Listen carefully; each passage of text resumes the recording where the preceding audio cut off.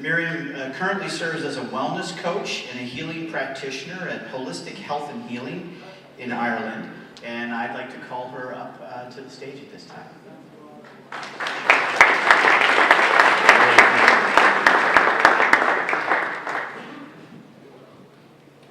Thank you very much. I am delighted to be here today to speak at this wonderful conference, this Make Better Summit, which I love the name, and here in Athens, which you may have seen from the video earlier, is the place, the founder of medicine, and also the founder of healing. And I know we have many people in the room today who have travelled from all different sides of the world and the globe, and there's an amazing collective wisdom in the group. And I can imagine that over the next couple of days there'll be lots of learnings and laughter and ideas and concepts shared. And today I hope to ignite a spark within you on this whole area of integrated wellness. And integrated wellness is something that I'm truly, truly passionate about. And I believe that it doesn't really matter where you've come from. It doesn't matter which hospital you work in. It doesn't matter if you're male or female. It doesn't matter what age you are, what colour your skin is. Because ultimately, the topic that I'm going to speak about today is relevant to each and every one of us. It's a topic whereby in order for us to be the best versions of ourselves, in order for us to be the best consultant, the best surgeon, the best mother, the best father, the best colleague, friend, son, daughter, you ultimately have to be well. You have to be healthy. And you have to live your life in a way that you're stimulated, that you're energized, that you have vitality in your life. And that comes back to your internal well of wellness and how you show up in your life each and every day. And many of us here work in the healthcare system, where we, either directly or indirectly, whereby we have a sick patient and we want to make them better. Hence the topic of this summit, make people better. But ultimately, in order to make somebody better, first and foremost, you have to start with yourself. You have to build up your internal wellness, your internal strength. And then, and only then, can you help others. When you're well, when you're happy, when you're healthy, that ripples out to each and every one of your clients, your patients, your family, your life as a whole. So that's why I'm here today, to talk about integrated wellness and how you can maybe bring about some of that into your own personal lives. So therefore you can go and make people better. So, what is integrated wellness? So many of my clients would say to me, you know, I'm okay, I'm pretty healthy, I'm good, I'm healthy. And I would say, great, tell me about that. And they'd say, you know, I get up in the morning, I go to the gym, I work out, I have a green juice, really healthy breakfast. Yeah, I'm really healthy. And I say, great. That is important, and what we put into the body and how we move the body is extremely important for our health and our well-being. I'd say, well, tell me about the rest of your day. Oh, I'm stressed all day, and I drink coffee, and I'm on the go, and I'm stuck in traffic, and I'm giving out, and then I get home and I actually can't unwind and I can't sleep. So I said, okay, you may be well physically, you may be well in your body, but that's only one form of nourishment. The physical body, what we see, the flesh and the bones, that's only one form of nutrition. It's only one form of nourishment. What about the mind? How do you communicate to yourself? When you get up in the morning, what are your thoughts? What are your first thoughts that come into your head? Is it, oh, that alarm, oh no, another day? When you look in the mirror, what do you see? How do you communicate to yourself? Are you proud of the person you see? Do you tell yourself, today is going to be a good day? Or do you look in the mirror and say, oh, look at me? What goes on in here? Is it your internal, your coach, or your critic? Do you self-sabotage and self-punish yourself? And do you speak to yourself in a way that you would not speak to a son or a daughter or your mother or your father? And if not, why not? And Bruce Lipton, in his book, The Biology of Belief, he says that our thoughts become our internal chemistry. So when you think about that, our cells, each and every cell, they're receptive. They respond. It's like they have ears. They hear your thoughts, and they respond accordingly. So if your thoughts are negative, if you're constantly giving out to yourself, if you're self-sabotaging, if you're critical and you're judging yourself, your cells pick up on that. And if you're living a life that's stressful and you've cortisol flooding through your bloodstream day in and day out, what happens is we get inflamed. And our internal chemistry, our cells, become toxic. We get inflammation and we get sick. We get disease. What is disease? Disease is a lack of ease. Maybe a lack of ease in the mind, or a lack of ease in the body.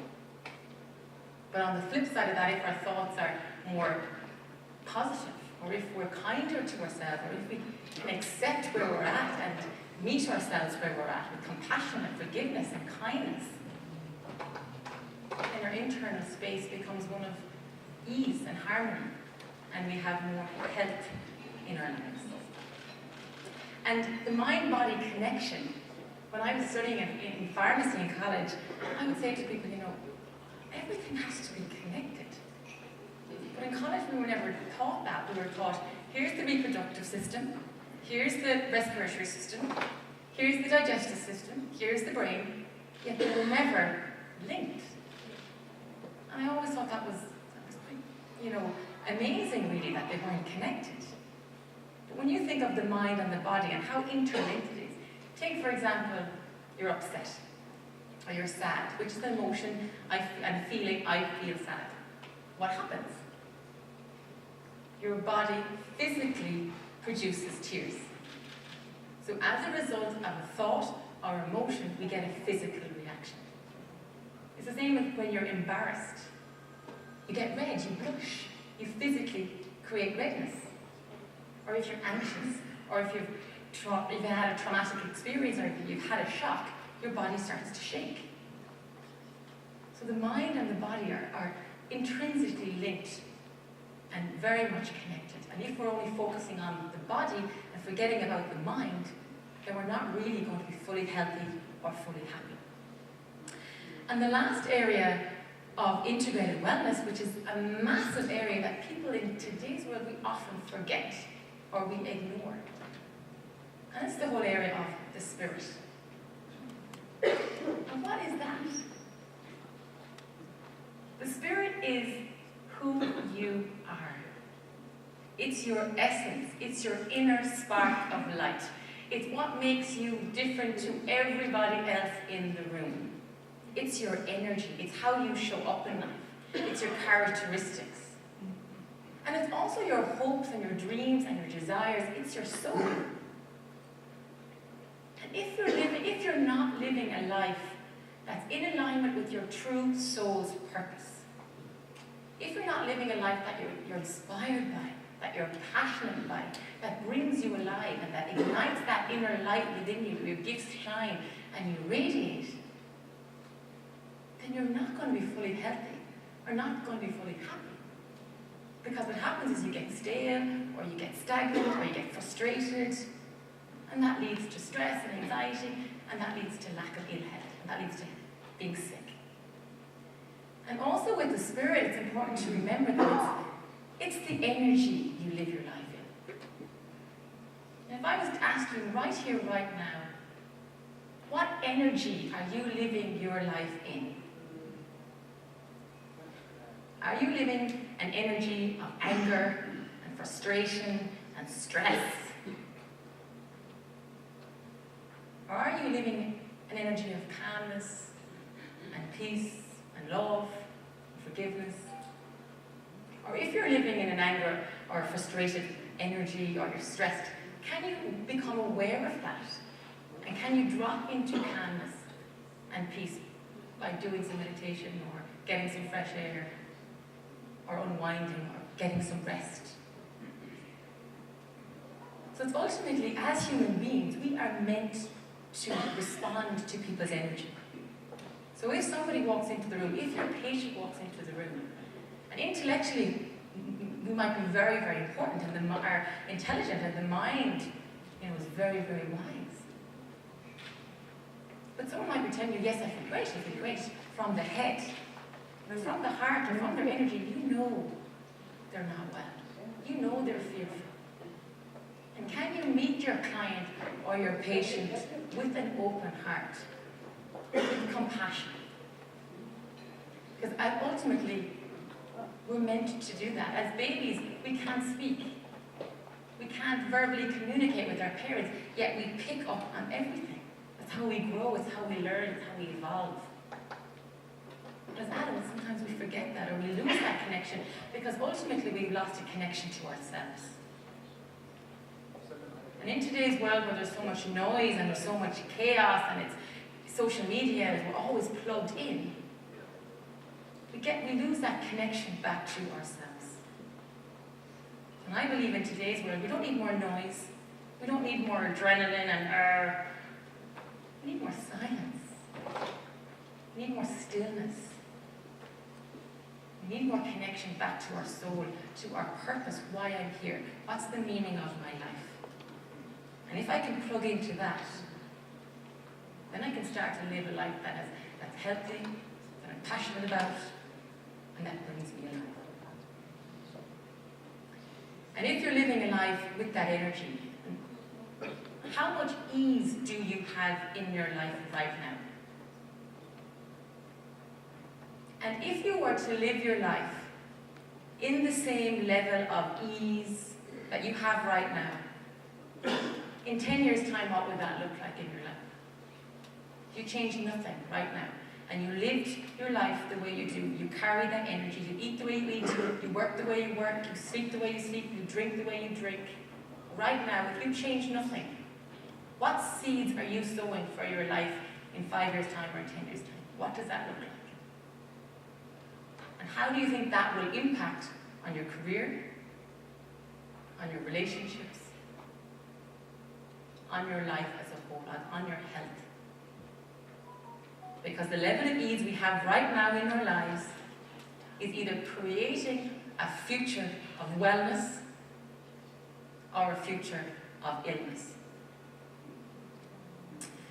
So that's the whole my concept of integrated well-being. It's that connection, it's that union, it's that synergy between the mind with the body and the body with the spirit.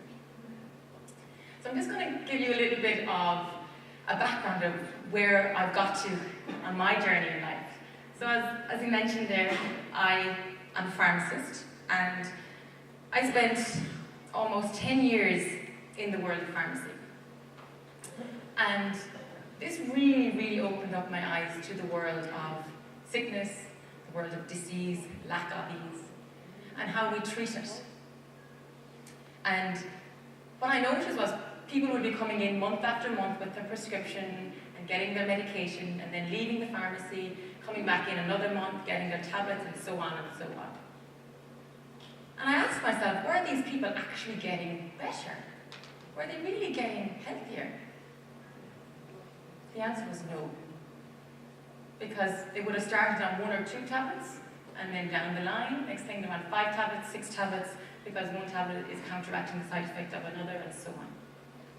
And while there absolutely is a place for medicine in our world and medication, it's how, where, when, and how. And what I quickly realized was that I actually wasn't working in a healthcare system. I was actually working in a sick care system. A system whereby we treat symptoms as opposed to the root cause.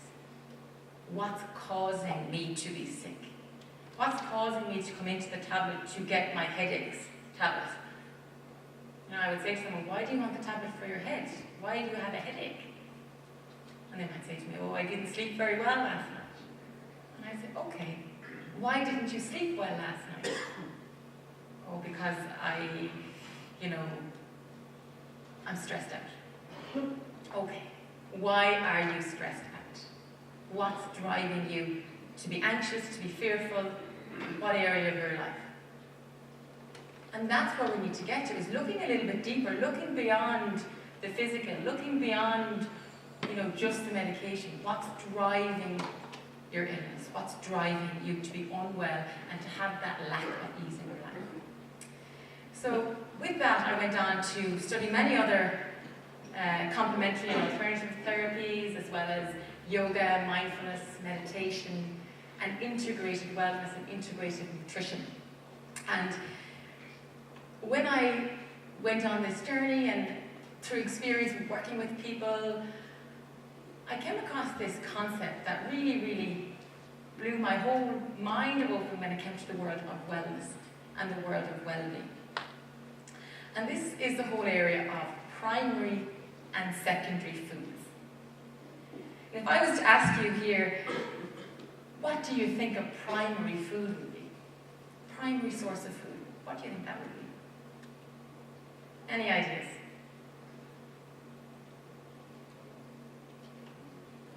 Is it water?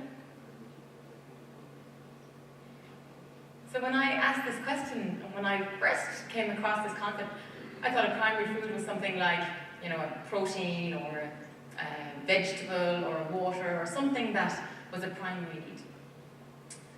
But what actually primary foods are not foods at all.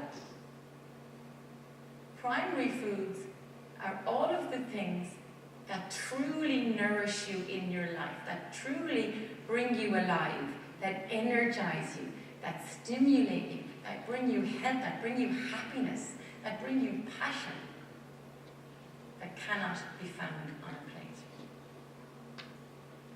Real wellness often goes beyond what we eat and beyond how fit we are. Real wellness goes beyond calories, fats, and carbs. And think of this story. So you have a little boy. He may be 7 or 8 years old. So if any of you have kids at home, or nieces and nephews, this might resonate with you. And he's outside, and he's kicking the ball around, he's playing, and he's having great fun with his brothers or sisters, and he's laughing and joking. And then his mother comes to the door and calls on him and says, "Come on in, your dinner's ready, it's on the table, it's going cold." And he doesn't hear her, and he's still out there kicking the ball, laughing, joking, playing, having the time of his life. And the mother goes out again and says, "Come on in, it's going cold." Do you think at that moment in time that boy has any interest on the food on the table? Absolutely not.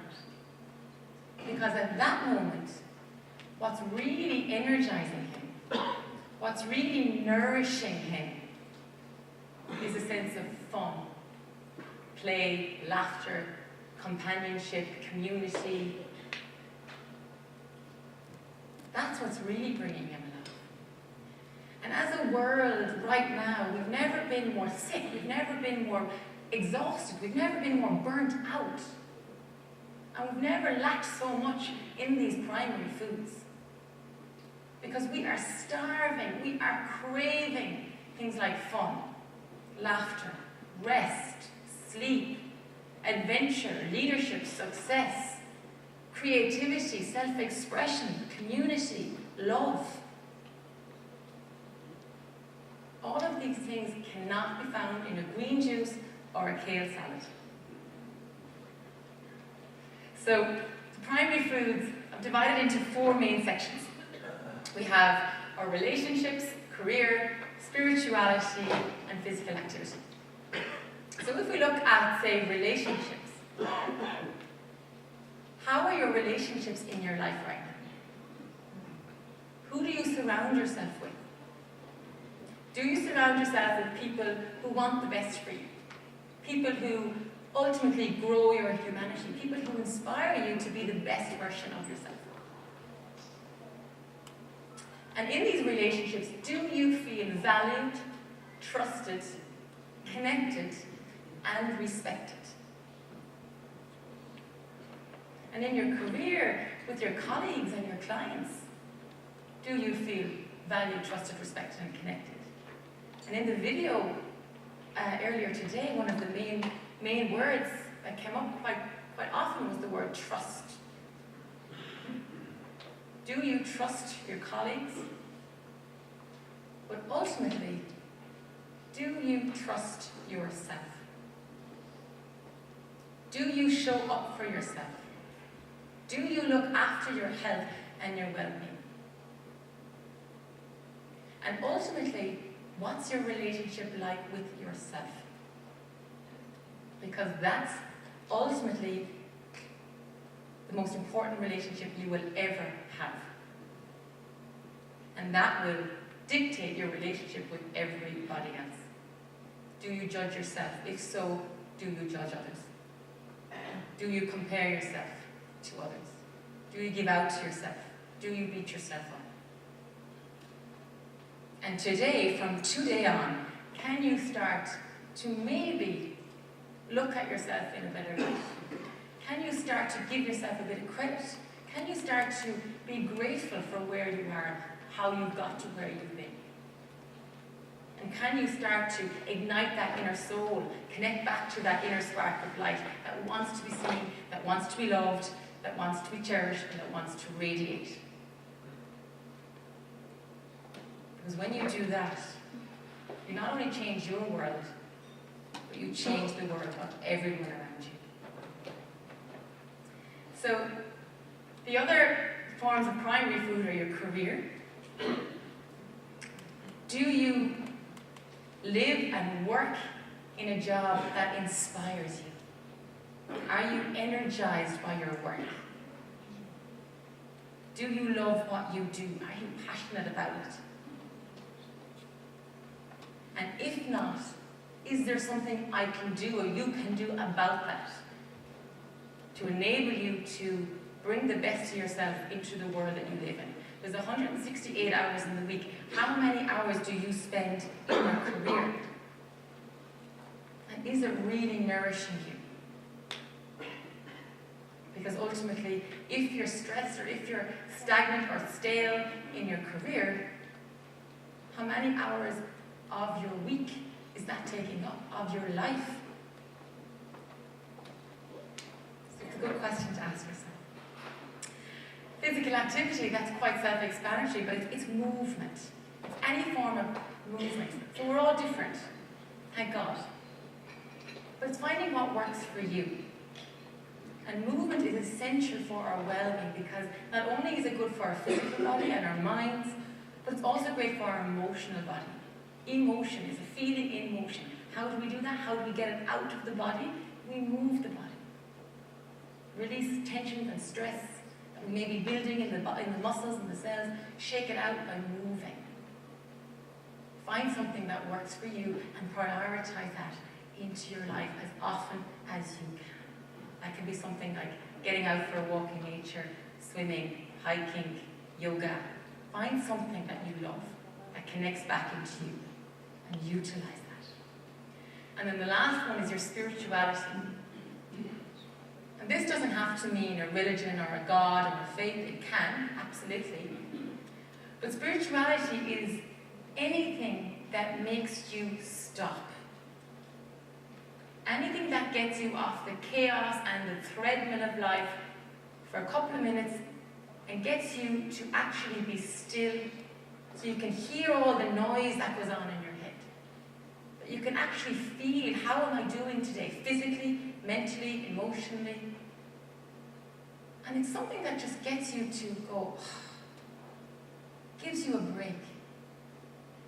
And that's different for everybody. For me, I roll out my yoga mat, I love it, I get on it, it's my time, it's my space, no one interrupts me, I can get to connect in with myself, it gives me some time out, and then when you leave, you're refreshed and you're energized. You also get moments of insight and clarity when you give yourself the time and space to do so. For other spiritualities, getting out for a walk in nature, it's reading a good book, or it's having a bath. It's something that just ignites your soul and gets you to be still. So they're the primary foods. And ultimately, the primary foods, they're almost like the four wheels on your car. They're your stability, they're your foundation. And then what we eat is actually our secondary food. What we put into the body is actually secondary. And if you're driving your car and you have a puncture in your tire, and you blow it out, but you say, looking at that tire, I'm going to go up to the petrol station that has the best diesel, and I put that in, there's no toxins or no pollutants in it, that'll keep me going, and that'll get to my destination on time. But I won't bother looking at the tire, that's fine. Do you think that will work? No. So ultimately, we can be eating the best food in the world, but if we're not having a solid foundation in our primary food and filling up on that, then we're not really going to be healthy or happy. And it's that integrated approach where we look at both. So sometimes we're not fed by the energy in our lives, but by the food on our plate, but by the energy in our lives. So the secondary food, obviously what we put into our body is very important. And how we eat and drink and all of that is essential to our growth, our internal, for our cells, for our internal organs. But what I would say to people when it comes to wellness and it comes to nutrition and well-being, it doesn't have to be complicated. It doesn't have to be this diet this week and this diet next week and superfood this and all of that. Strip it back. Go back to basics. Just eat real food. More food that grows in the ground or trees. More foods that are vibrant, have colour, that when you look at your plate, it's full of energy. And less foods that come from a tin, a packet, a carton, or a jar. There's no energy in that. So you're looking just to eat real, simple, wholesome food. And it doesn't have to be complicated. Simplify your life, simplify your food. The next concept, the secondary food, I would always say to my clients and say to people when I talk about wellness and integrated wellness, is the concept of crowding out. So if I would say to someone, don't eat that and cut that out and that's bad and this and that and the other, that leads to a mindset of lack and limitation and deprivation and starvation and, oh, I can't have that, I can't stop thinking about, now I want that. So what I would say to people is crowd out. And what I mean by that is keep adding in. So add in more of the good stuff, add in more fruits, add in more vegetables, add in more water, add in more meditation, add in more exercise, add in more things that nourish your soul on a primary and secondary level. And eventually, all of these things will start to crowd out the bad stuff. They'll start to crowd out the junk food. They'll start to crowd out the caffeine and the sugar. They'll start to crowd out the stress. Start to crowd out the anxiety. And when your body, when you fill up on things that nourish you, you automatically won't crave those anymore. And it's important to know that with your primary and secondary foods, that food can fill you up, but it cannot fulfill you. And that's important. And then the last concept of this is, we can, as a society, be overfed and undernourished. And what I mean by that is, we actually are eating and consuming a lot of food, but the food we're eating is devoid of nutrients and vitamins and phytonutrients. And although we're eating a lot of food, deep within ourselves, at a cellular level, We are starving because the food we're eating isn't feeding. The nutrients aren't there to stimulate and grow our cells. So although we're eating a lot, we're actually starving. And when we flip that over into our everyday life, we can also be overfed things like stress. We can be overfed long hours. We can be overfed travel. We can be overfed negative emotions. And we can be undernourished in things like our spirituality, in things like fun, laughter, play, peace, inner harmony, well-being, wellness. So this is the whole concept of the primary and secondary foods, and the whole concept of an integrated approach to how we live our lives. And I'm going to ask you, I know I'm running short on time, but I'm going to ask you some questions. And I'd like you to maybe think about them over the next couple of days. And while you're in an amazing environment with great people, just to be mindful of yourself, how you're interacting with people, how you're communicating with people. Are you living your life? What energy are you arriving in? Are you living your heart space? Are you connecting with your mind, your body, and your spirit? And are you bringing the best of yourself into your world right here and right now? And the question I'm going to ask you, the first one, is what in your life right now are you really hungry for? What are you craving? Outside of the plate, what are you hungry for? The next question, what in your life right now is nourishing? What's good? What's filling you up? What's bringing you alive? Next question, what in your life right now is poisoning?